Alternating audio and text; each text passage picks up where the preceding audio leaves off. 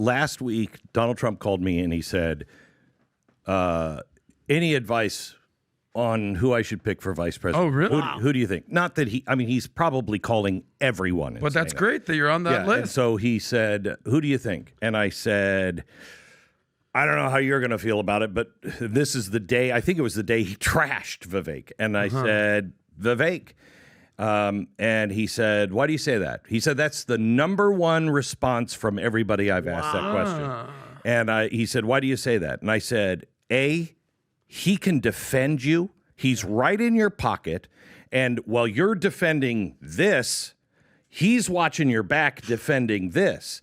I said, also, I think some of his ideas are really, really good. Yeah. He connects with the youth, which now the latest of 18 to 24-year-olds that voted for Biden, they're not voting for Biden, but they won't vote for Donald Trump yet.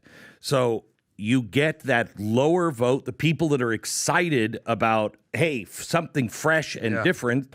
And then in 2028, when you can no longer run, you continue for another 8 years, right? And you get the credit for bringing this new, fresh face in. I said, I just think you become legendary. And what did he say to that? Well, we'll see. Yeah. I actually, the more and more I think about it, having spent countless amount of time with Vivek, absolute stud, I could see it, man. I could see it. What do you guys think? Can you see that? I think both self-identify as women for the inauguration to be the first woman. I mean, that would be the funniest thing ever. What do you think about Tulsi? I like Tulsi. I like her a lot. I don't think she helps Donald Trump. Maybe she helps with the left, but or with the Democrats, not the left, but maybe she helps. I think knowing Donald Trump, especially the Donald Trump of 2016, I think that's the move he'd like to make. I think a Democrat, somebody that is not normal. I think he really has a true desire to come together, and I think he believes we can come together. Just like after he wrecks somebody and then he destroys them, he's like, "Hey, buddy, how are you?" Yeah. You're like, I'm a wreck right now. I'm on fire. Glenn, yeah. Thanks. If 12% of America run elections, right? And I know people say it's not really 12, it's more like 40,000 or 70,000 different counties and all this. So let's just say the 10 to 12% libertarian independents that are like, dude, I can't do Trump. Yes. But you know what? Tulsi? Really? Okay, so you know how Trump strategically picked Pence, and Pence brought the Christian. Yeah, it's like, okay, that guy is a easygoing guy, Christian man, boys, Indiana, all this. Okay, we're not worried about him, but at least he's going to be in his ear to make sure God, all this stuff is going to. So the independents are going to be like, look, man, I'm telling you, I'm sitting this one out. I'm not voting for the left, and I'm not voting for Trump. I want to sit this one out. Now they're going to be like, whoa, Tulsi, interesting. So she can bring some of those ideas. Maybe Trump's going to be open to some of the libertarian and independent ideas. Strategically speaking, if you're a strategist, do you think it's more important to hire someone as a VP that's going to replace you the next 8 years? Or do you think it's better to hire someone as a VP that's going to help you win today? And the people you need to win today is the independent voters and the libertarian voters like a Joe Rogan or an Elon Musk that would be willing to have her to do a live. Elon Musk does a live with her or spaces with her. It's like, hey, the vice president, da-da-da-da-da, and hey, Joe Rogan, da-da-da. Man, you know what? I'm not going to vote for Trump. But she sells it as, look, guys, I also was like you at one point.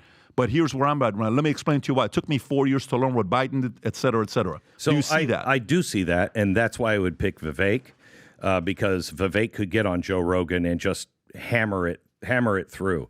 But it is the vice president. Anything could happen. If I were president, I would never pick somebody like Kennedy picked Johnson. Johnson's the guy that I know. Well, he had to. Right? I know. Yeah. But he's the guy who stopped the Civil Rights Act in 1959. Sure. Okay.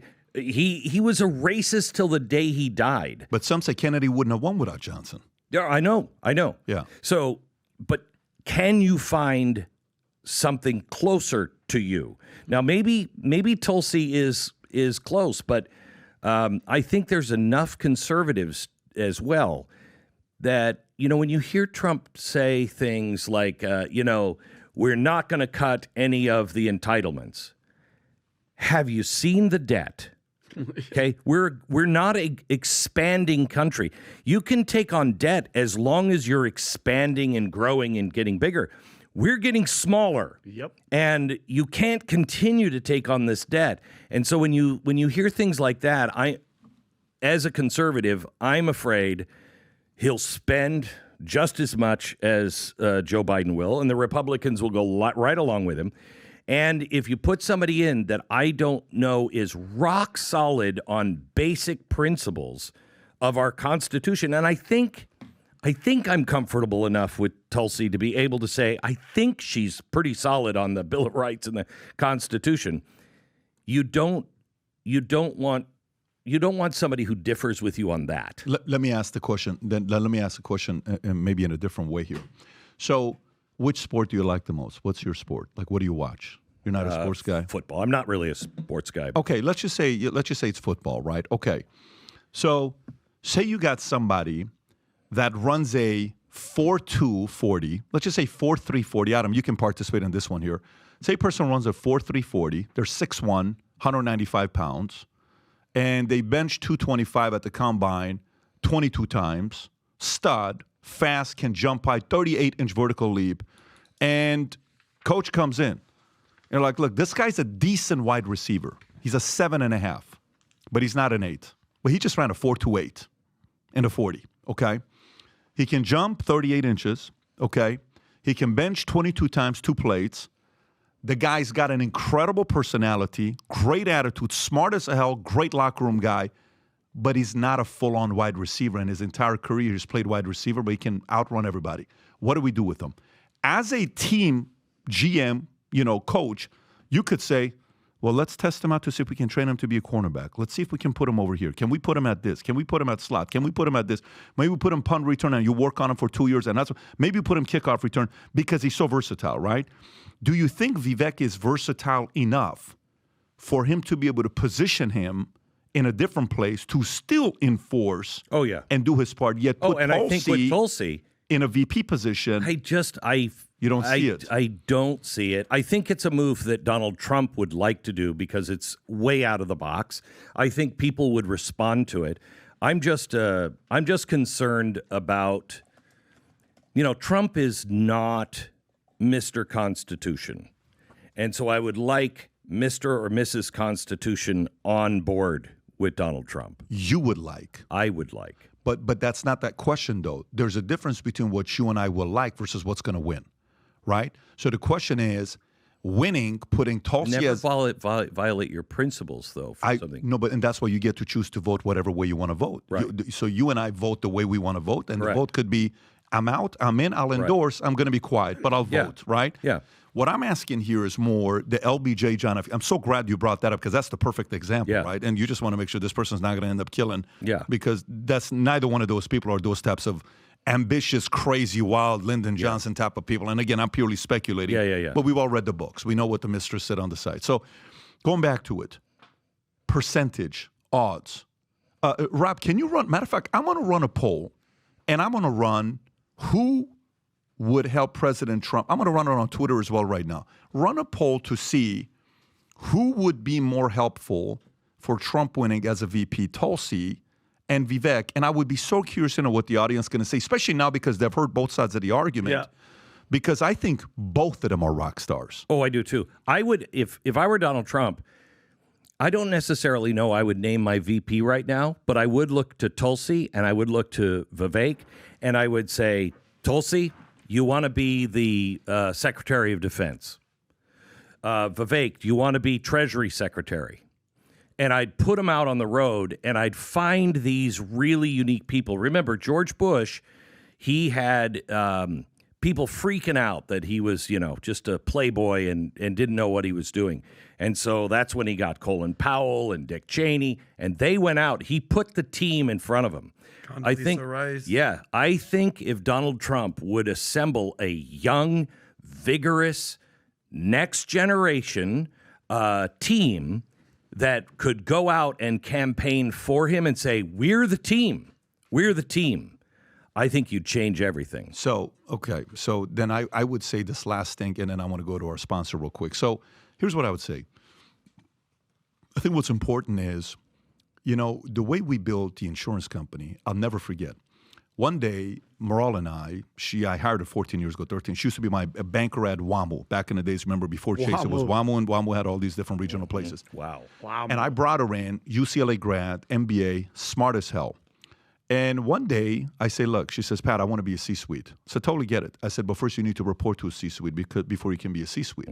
And she says, I would like to report to you for as long as I can. I don't want to report to anybody else. I said, listen, are you willing to do whatever it takes to fulfill the vision?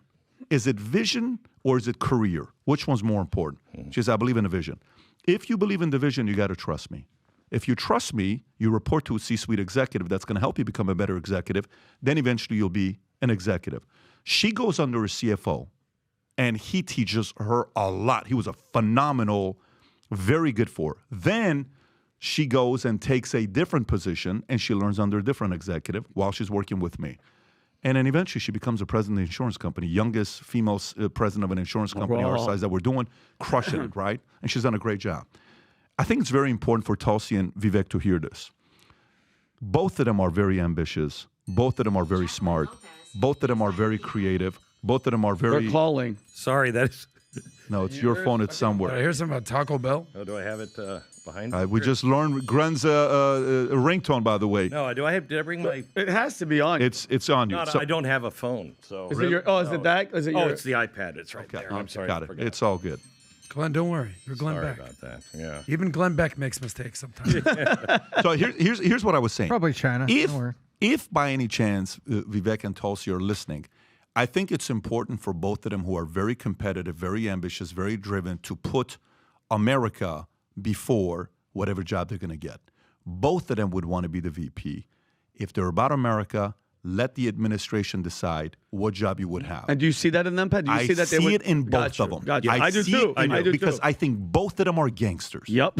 In my definition of a gangster, I mean a political gangster, which is what you need today to go against the enemy. If you don't have a political gangster, this is not the job for you. I agree. So this is not going to be 4 years of everybody writing nice things about you. The fact that you're the greatest VP of all time, they're going to be trashing you for 4 straight years in front of your family. Tom. I think this election, something very interesting has happened, because we were all talking about this. The VP used to be, what state do I need to carry? And I do a deal making to see if I can add to my probability of winning. Then you went to an era where the VP was sort of meaningless, but then would get picked on. Remember how they tried to undermine Bush Sr. with Dan Quayle? He's a heartbeat from the presidency. Yeah. And they used to play that card. But people didn't see particular succession risk with George W. Bush Sr., Herbert Walker Bush, and so they didn't worry about it. Today, there is more discussion because you have what's it going to be, an 82-year-old and a 78-year-old running? Yeah. There's more discussion about succession, saying, wow, the VP really freaking matters, and what they stand for matters because it's a platform for the future. I think we're finally at a point after probably 40 years here that there's some real honest discussion going on. I think it's healthy for America about what that VP means and where do you think they would go next, to your point. I think you're exactly right, and I think that's the VP that people should be talking about. There's no way that Joe Biden makes it another 4 years with his faculties. He'll be slurping soup out of, a sippy cup probably the first year in. So you say that doesn't happen now? Yeah, I know. And Kamala Harris would be a nightmare. I mean, all of our enemies would go, are you kidding me? Yeah. So how are you going to elect Joe Biden when you know it's going to be Kamala? And he can't replace Kamala. Yeah. Yep. He can't. Yeah. And can you imagine Vivek on stage debating By the way, Kamala? the poll just came how much out. he would destroy 3,544 votes so far, 69% Vivek, 31% Tulsi. So if you like this clip and you want to watch another one, click right here. And if you want to watch the entire podcast, click right here.